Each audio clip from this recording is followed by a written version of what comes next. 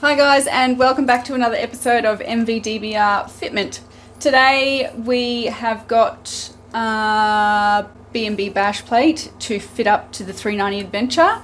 We've got a brand new bracket and we've also got the bash plate. Josh is going to fit it up today and I'm going to film.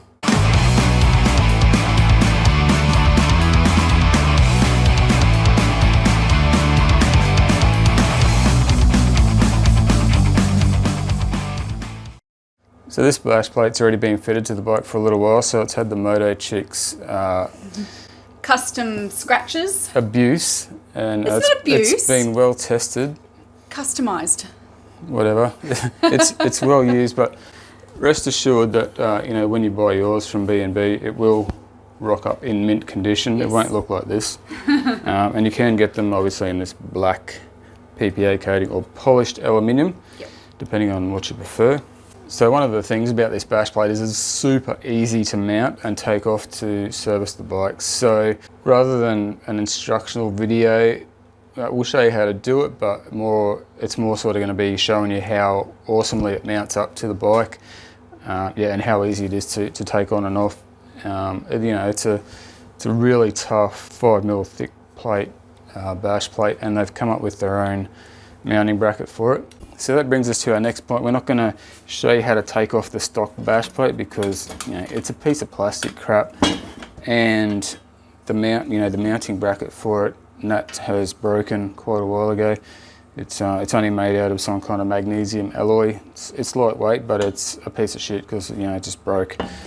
So that is sort of why B&B have come up with their own bracket, which is awesome. So when you get your bash plate from B&B, obviously you get the bracket with all the bolts and everything in it, and you get the 4 bolts that mount the actual bash plate to the bracket.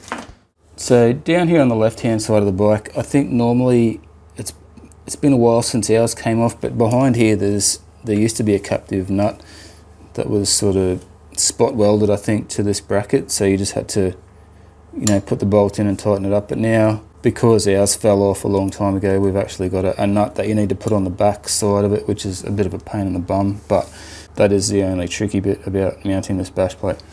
So when you have removed your stock bash plate from the bike, you will have these 6 5mm Allen key bolts. So they will mount the new bracket to the bike, so you use the stock bolts for the new bracket. What they've actually done here is, they've given you quite a bit of wiggle room with these. So these all come loose, and you can fit this up, mount this all up to the bike, and then because these nuts are welded on the back here, which is really handy, then you can just go ahead and tighten all these up, and that'll lock the brackets in place. So if you have to take it off again in the future, they'll all be in the right spot to go straight back on. So it's really awesome. We probably will put some thread lock on these before we mount it all up, so I'll quickly do that now.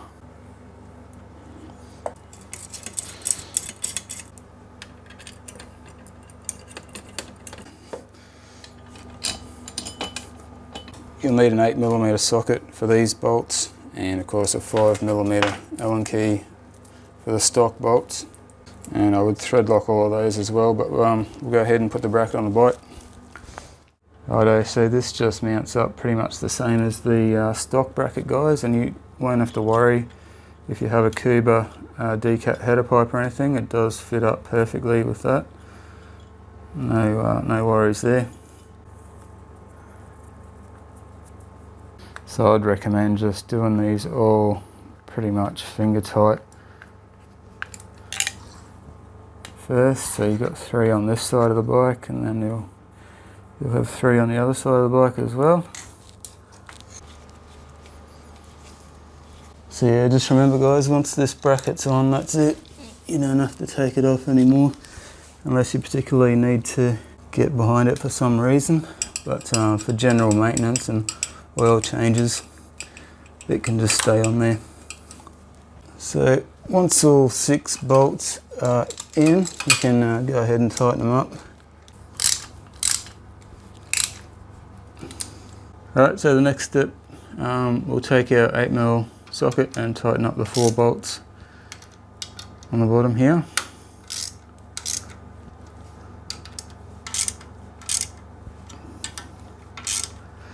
to lock those brackets in place. You can see on this bike there is no frame anywhere here really, except for up here, to mount a bash plate to, so you've really only got the engine to mount it to, and you know, obviously that stock bracket was a piece of crap, so it's really good that they've come up with something that's super solid. Even though it's still mounted to the engine, it's got a lot of mounting points, so it should be good. It's been good so far. Now next step, we need to tighten up this 5mm Allen key here at the front.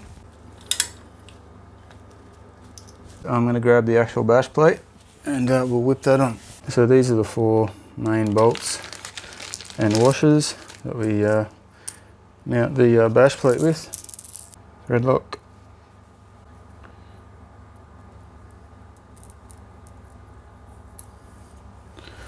So I found the easiest way to get this on there is, you can see at the bottom here you've got the 2 smaller holes here with that are recessed.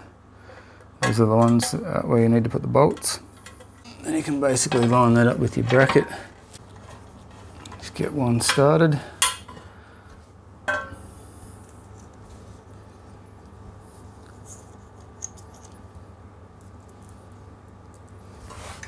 And put the one at the back.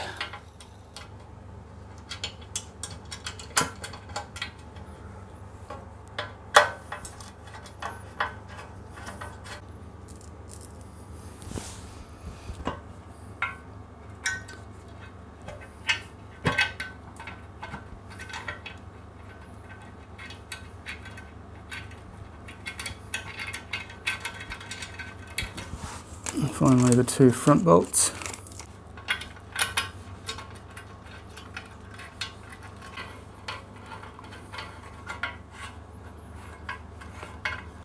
Go ahead and torque these up.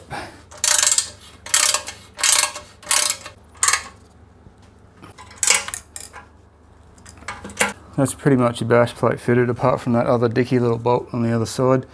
You can probably choose to leave that off if you want to. I would like to, because it makes it a lot easier to take it off, but just for that tiny little added bit of stability, we'll stick it on. We've just ended up putting like a small spacer thingy in there. Just, yeah, your mileage may vary depending on how bent this thing is on your bike. Alright guys, that's our install of the B&B bash plate. As you can see, it's a tough unit, it's well mounted, easy to take off. When it comes to bash plates and protective gear, you just can't beat B&B Off-Road Engineering. Check out their website guys, I'll put a link in the description. It's bbOffroad.com.au. Get your 390 gear. Cheers.